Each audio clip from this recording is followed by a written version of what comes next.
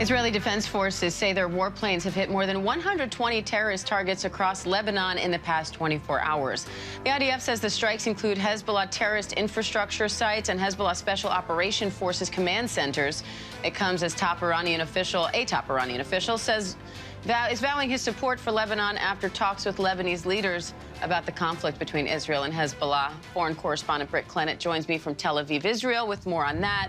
Britt, Beirut has been hit by Israeli strikes for the fourth day in a row. Now civilians are being told to evacuate new locations the IDF says it will target. So what's the latest on the fighting there in Lebanon?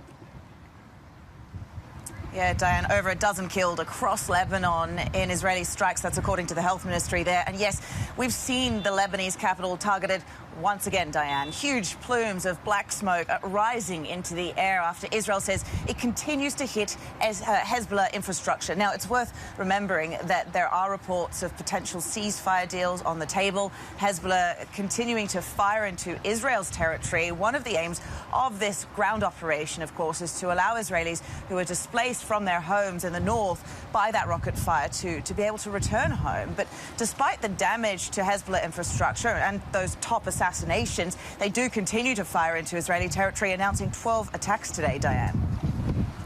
So, Britt, what more are you learning about these talks between this top Iranian official and Lebanese leaders? Yeah, so the main relationship here is between Iran and its proxy Hezbollah. That's been under a lot of scrutiny. It's something we've talked a lot about. The Lebanese government really aren't expected to have much of a role in any ceasefire agreement going forward.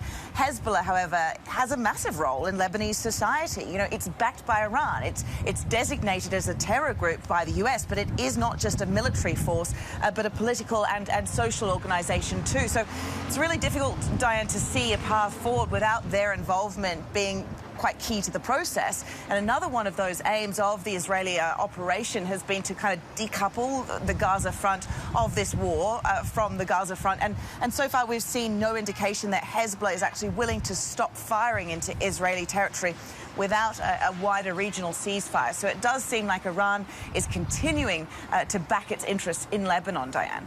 All right, foreign correspondent Britt Clennett in Tel Aviv, Israel. Thanks, Britt.